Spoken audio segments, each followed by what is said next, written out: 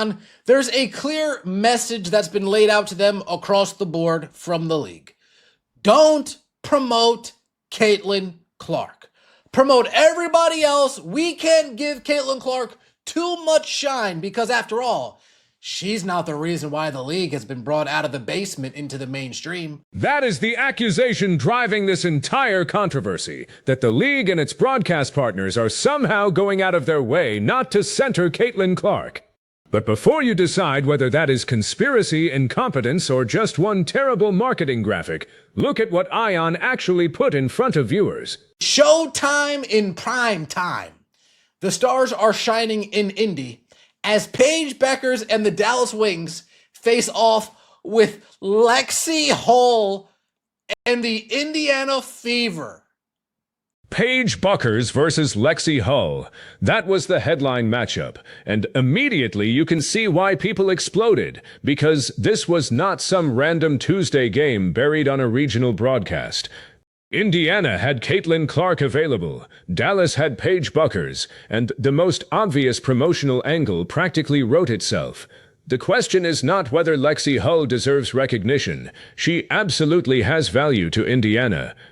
The question is whether a network trying to maximize casual interest should lead with her when the biggest name attached to the game is standing right there. That distinction matters because marketing is not an award ceremony. You are not required to distribute attention equally. Your job is to convince the largest possible audience that this game is worth their time. And there is another layer coming later that makes this graphic harder to defend, because once you look at which Fever games have actually attracted the biggest audiences, this stops being a debate about personal preference and becomes a debate about basic business strategy. Folks, that's what casuals, we know who Lexie Hull is, but casual fans, people who don't watch every single game, people who are just, they know who Caitlin Clark is, they'll see this graphic and they'll say, well, I kind of know that person on the left. I mean, she looks familiar. I don't know her name, but she looks familiar. And then that person on the right, who is that? Who is that person? Yeah, I'm good. I thought Caitlin Clark was on the Indiana Fever. Is she not on the team anymore? Is she not playing? Is she not healthy? Is she not healthy again? That is the casual fan problem in one clip. Hardcore WNBA viewers recognize Lexie Hull immediately. A fan who watches every Fever game knows Raven Johnson. Somebody tracking Dallas knows Ariko Gunbowale without needing an introduction. But television promotion is not built only for the people already watching. The whole point of an advertisement is to reach beyond the existing audience. It needs to stop somebody scrolling on their phone, watching baseball, flipping through streaming apps, or barely paying attention to basketball at all. And Caitlin Clark is one of the very few WNBA players who can trigger recognition from people who do not consider themselves regular WNBA fans. That is why leaving her off creates a completely avoidable question. Is she even playing? Think about how strange that is from a promotional standpoint. Instead of instantly communicating, Paige Bueckers is facing Caitlin Clark tonight. The graphic makes a casual viewer perform homework. They have to know Indiana's roster, know Clark's availability, know why Lexie Hull is featured, and then still decide whether to tune in. Every extra step is friction. Every bit of confusion is a chance for somebody to move on. Maybe Ion wanted to spotlight multiple players. Fine. Maybe they wanted to show that these teams are deeper than 2 stars. Also fine. But if your primary objective is reach, you can accomplish both without hiding your strongest attraction. Folks, look at this graphic. You got Paige Bueckers, Ariko Gunbowale, Lexie Hull, and Raven Johnson. One notable name. Uno. That's it. Singular name that people know. And that's Paige Bueckers. Barely. And this is where the criticism gets sharper. The graphic featured Paige Bueckers, Ariko Gunbowale, Lexie Hull, and Raven Johnson. 4 players, 4 opportunities to communicate why this matchup mattered, and somehow the player with the largest mainstream profile on either roster was missing. Now, one part of the original commentary goes too far when it dismisses everyone else as essentially unknown.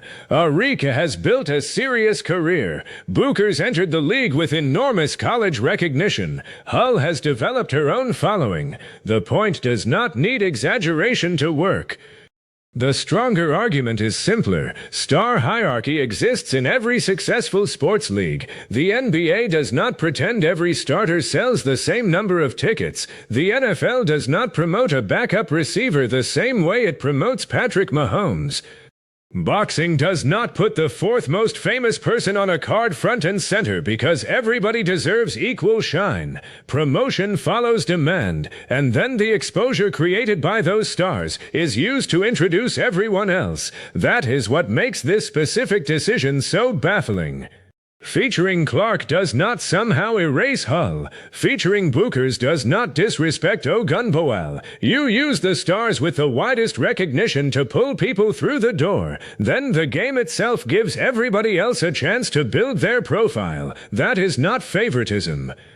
That is how audience acquisition works. This should be Paige Bueckers, Caitlin Clark, and that's it. No AZ Fudd, no Aaliyah Boston, no Kelsey, none of that.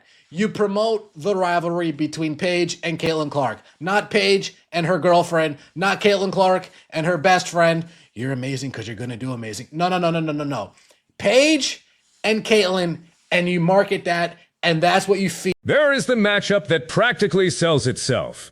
Bueckers and Clark. You can argue about who is better. You can argue about awards, efficiency, defense, roster strength, hype, media treatment, or long-term upside. That conflict is exactly why the pairing is valuable. Great sports promotion does not require two athletes to hate each other. It requires a simple story people understand instantly. Two elite guards, two massive college stars, two players tied to different fan bases, two names that generate arguments before the ball is even tipped. That is a marketer's dream, and instead of leaning into it, the graphic diluted the clearest possible story. The irony is that the WNBA has spent years trying to create recognizable personalities and rivalries. Yet when one lands in its lap, some of the promotional choices seem almost determined to complicate the message. There is also a legitimate counter-argument here.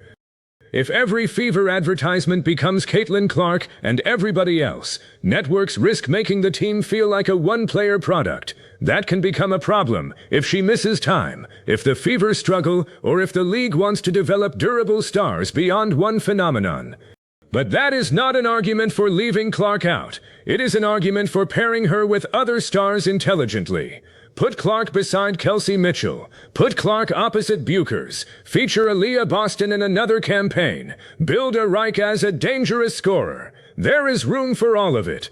The mistake is treating exposure like a fixed pie, where promoting Clark somehow steals something from everybody else. If Clark brings in a larger audience, that audience also sees Bueckers. It sees Ogunbowale. It sees Hull. It sees Boston. It sees Mitchell. The rising audience becomes the platform on which those other names grow. In case you guys aren't aware, Caitlin Clark, the Indiana Fever, 9 out of the 10 most viewed games this season are her games.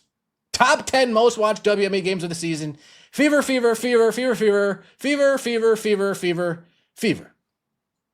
All over 1 million, and many over 2 million. Now we get to the part that turns an awkward creative decision into a real business question. The commentary points to Indiana dominating the season's most watched WNBA games, with Fever broadcasts repeatedly clearing 7 figures and several pushing beyond 2 million viewers. Whether every ranking shifts slightly depending on the measurement window or network, the broader pattern has been obvious for a long time. Games involving Clark and Indiana have become some of the league's strongest television properties. That means a network does not have to guess what attracts attention. The market has already provided an answer. Television executives spend enormous amounts of money trying to identify recognizable faces that can move viewers.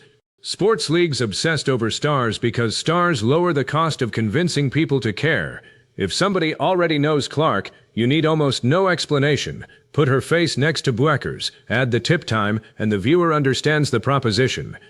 That recognition has financial consequences far beyond one night's rating. Higher audiences help advertising sales. Large audiences make future media packages more valuable. More viewers give sponsors greater reach. More attention drives social conversation. Better visibility can support ticket demand, merchandise sales, and player branding. Even people tuning in because they dislike a particular player still count in the ratings. This is why the idea that promoting Clark too heavily somehow harms the league has always been backwards. You can worry about overdependence on one star while still exploiting the demand that exists right now. Those are two separate problems. A smart league uses the current superstar to build the next layer of stars. It does not dim the strongest spotlight and hope people magically discover everyone else. Let's take a look at the reaction, shall we? This is certainly one of the graphics of all time. Yeah. This is pure clickbait. Promoting the Fever vs. Wings with Lexie Hull and Raven Johnson instead of Caitlin Clark and Kelsey Mitchell is purely for engagement. Nice job, Ion. So I found retards. Check out the idiot from Ion who decided not to put on CC. Linda Cohn, how in the world did you not promote Kelsey Mitchell? The public reaction was brutal, but underneath the jokes there were really two different criticisms. The first was obvious. Why no Caitlin Clark? The second was almost as important. If the goal was to spotlight somebody else from Indiana, why not Kelsey Mitchell? That is where the graphic becomes difficult to explain even under the most generous interpretation. You can say the network wanted variety, wanted fresh faces, or wanted to reward players who do not usually receive the main promotional placement. But a game advertisement is not primarily about rewarding somebody. It is supposed to make the matchup irresistible. Mitchell gives you another proven scorer and established Fever name. Boston gives you a former #1 overall pick and major college star. Clark gives you the league's biggest mainstream magnet.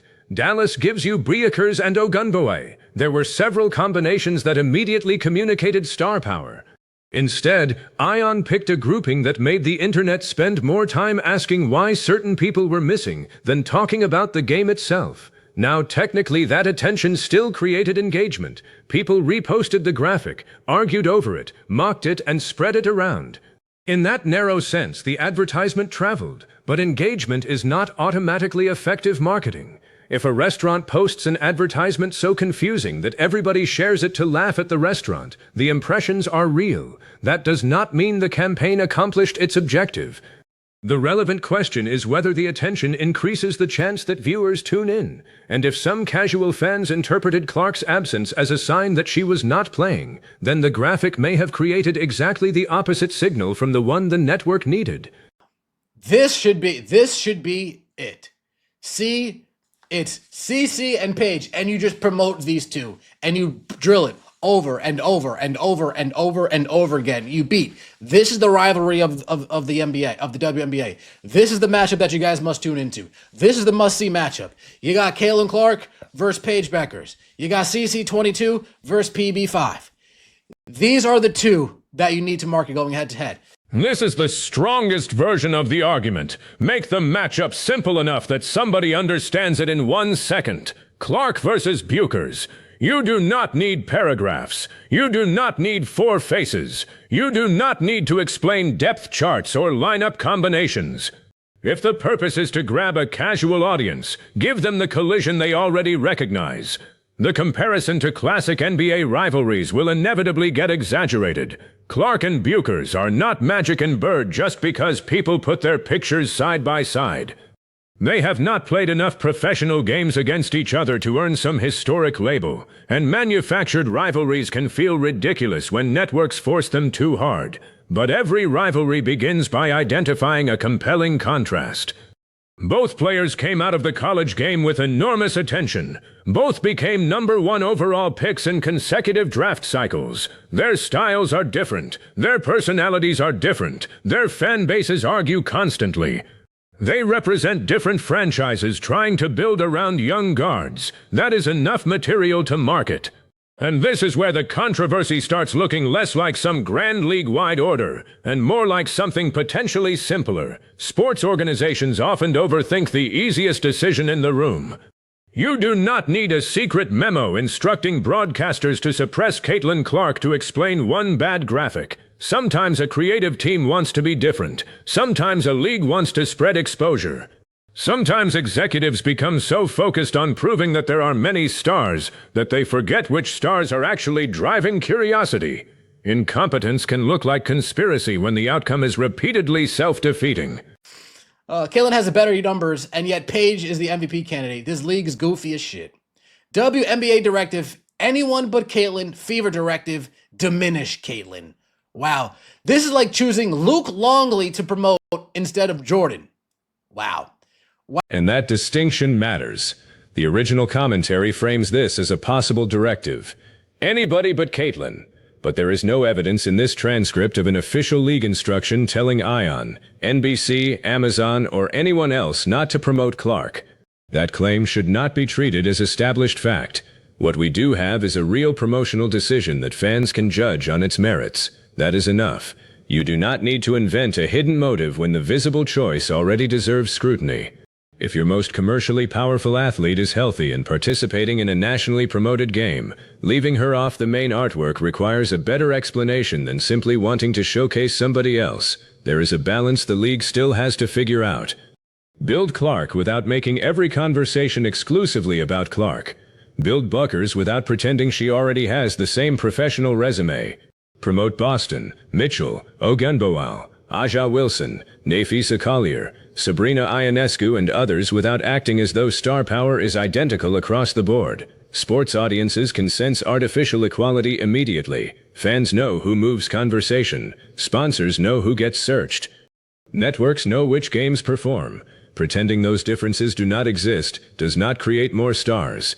It just makes the promotion feel disconnected from actual consumer behavior. Funniest graphic I've seen in a minute. They're out here trolling now. I don't even think it's a troll at this point. I just think they're all so incompetent. They're all so incompetent, and going with their incompetency is their decision to say, hey, we're going to not shine the spotlight on Caitlyn Clark, who's going to bring in more eyeballs. We're going to shine the spotlight on, wait for it, Lexie Hull and Raven Johnson. By this point, the graphic had become a punchline, and that is where the marketing failure becomes cultural. A promotional image is supposed to frame the conversation around the event. Instead, this one made the promotion itself the event. People were not initially debating whether Dallas could contain Indiana's backcourt. They were debating who approved the artwork. They were not talking about Bueckers' matchup with Clark. They were joking about Clark not being pictured. The ad swallowed the product. That is almost always a warning sign. There is a temptation inside growing sports leagues to treat every criticism as evidence that fans only care about one celebrity. But sometimes fans are actually giving you useful market feedback. They are telling you which matchup is intuitive, which names have penetrated the mainstream, and what information they need before deciding to watch. You can dislike that reality. You can think other players deserve more attention. You can believe the public should appreciate the league's depth more than it does. None of that changes the reality. Marketing starts with the audience you actually have, not the audience you wish you had. Then you expand it. And the Clark phenomenon gives the WNBA a rare opportunity to do exactly that. Somebody tunes in for Clark and discovers Mitchell's scoring. They notice Boston's interior game. They see Ogunbowale get hot. They become familiar with Bueckers. Maybe 6 months later they watch one of those players, even when Indiana is not involved. That is how a star becomes an entry point instead of a ceiling. The worst response would be to become uncomfortable with one player's gravitational pull and deliberately weaken the very funnel, bringing new people into the league. Dude, imagine. Raven Johnson on here is crazy. Shout out to Mick. This is the single funniest promo graphic of all time. Ah, yes. Well-known face of the Indiana Fever, Lexie Hull. Unserious league. Social media. Paige Bueckers stan. Even Scott Agnes. To promote a telecast with the last 4 number 1 overall picks, this tweet highlights 1 of 4. The Fever have 3 All-Stars, 2 named to the World Cup team, 2 of the top 3 scorers, and the face of the league, none showcased. Scott Agnes's observation gets to the structural absurdity of it. The telecast involved 4 recent number 1 overall picks, while Indiana also carried multiple established names, and yet the promotional choices still managed to create confusion over who the centerpiece was supposed to be. And now we can finally answer the bigger question the story raised at the beginning. Was Ion's graphic proof that the WNBA has ordered broadcasters not to promote Caitlin Clark? Based on what is presented here, no. There is no documented directive. Treating that theory as confirmed would go beyond the evidence. But was the graphic a spectacular example of why fans believe the league sometimes mishandles Clark's drawing power? Absolutely. That is the real payoff. The frustration does not come from one image in isolation. It comes from the gap between what the audience appears to reward and what certain promotional decisions communicate. Viewers see huge attention around Clark. They see Fever games routinely become major television events. They see social media explode around her performances. Then they encounter advertising that acts as if featuring the league's most recognizable player is somehow optional. That disconnect creates suspicion. And once an organization loses trust with part of its audience, even ordinary mistakes begin to look intentional. That is why the smartest response is not to get defensive. It is to get better. Use data. Test different creative. Compare click-through rates. Measure tune-in conversion. Put Clark and Bueckers together on one advertisement, run another featuring the broader rosters, and see which one actually moves viewers. Sports marketing does not have to be an ideological argument. It can be measured. If a Clark versus Bueckers graphic crushes everything else, use it. If a four-player composition performs better, use that. Let the market answer. The danger comes when executives make promotional choices based on what they think audiences ought to value, rather than what audiences demonstrably value. Yeah. To be fair, Scott, outside of Caitlin Clark, none of them should be showcased. Outside of Caitlin Clark, nobody who's a casual observer of the WNBA knows them. That's still true 3 years later. Or if they do know them, they're not putting two and two together that says, oh, they're just putting these two on the graphic. Caitlin Clark is still playing. No, if they don't see Caitlin Clark on a graphic, they're saying, damn. And that final point is devastatingly simple. When people see an Indiana Fever advertisement without Caitlin Clark, some of them may assume Caitlin Clark is unavailable. That should bother any broadcaster more than the social media jokes. Because now the marketing is not merely failing to maximize excitement, it may be communicating the wrong availability signal. Imagine an NBA network promoting a Lakers game while leaving its most famous active star off the artwork. Dedicated fans might understand the creative choice. Casual viewers could reasonably wonder whether that player is injured, resting, suspended, or not expected to appear. Why introduce that uncertainty voluntarily? Especially when sports media is competing against everything now, not just other basketball games, streaming platforms, YouTube, TikTok, gaming, podcasts, movies, wrestling, baseball. People have endless ways to spend 2 hours. The job of a sports advertisement is therefore brutal in its simplicity. Remove friction and create urgency. Who is playing? Why should I care? When is it happening? Clark versus Bueckers answers the first two questions almost instantly. And the larger lesson for the WNBA is bigger than Caitlin Clark. Every growing league eventually faces the same tension between promoting the biggest stars and building the entire ecosystem. The leagues that manage it well do both. Michael Jordan did not prevent the NBA from creating more stars. His popularity put more eyes on the sport. Tiger Woods did not stop golf from marketing other golfers. Serena Williams did not make every other tennis player invisible. Massive individual stars often expand the entire addressable audience. The responsibility of the league is to convert that temporary attention into permanent fandom. That means introducing viewers to the people around Clark, not removing Clark from the introduction. It means using Bueckers as a genuine second attraction when the matchup allows it. It means giving Ogunbowale moments where her game can sell itself. It means making Mitchell and Boston familiar enough that casual viewers eventually recognize them without assistance. But you cannot skip the first step. You cannot demand that an audience care equally about everybody before giving them a reason to enter the building. And that is why this graphic became such a lightning rod. It represented a deeper fear among some fans that the WNBA is still uncomfortable accepting the obvious commercial hierarchy created by its own audience. Maybe that fear is overstated. Maybe Ion simply made one weird promotional choice. Maybe somebody wanted fresh faces and completely misjudged how the graphic would land. Those explanations are possible, but even under the most charitable reading, the fix is easy. Stop treating star power like an embarrassment. Use it. If Caitlin Clark is producing attention, put her in the promotion. If Paige Bueckers is growing into another major attraction, put her beside Clark and create a matchup people remember. Once those viewers arrive, then show them how much deeper the league goes. That is not making the WNBA the Caitlin Clark show. That is using the biggest door available and inviting people through it. So you tell me which explanation makes more sense. Was this just one hilariously bad marketing decision, or does it reveal a larger problem with how the WNBA ecosystem handles its biggest attraction? Drop your answer in the comments, and if you want more breakdowns of the stories shaping women's basketball, like the video and subscribe.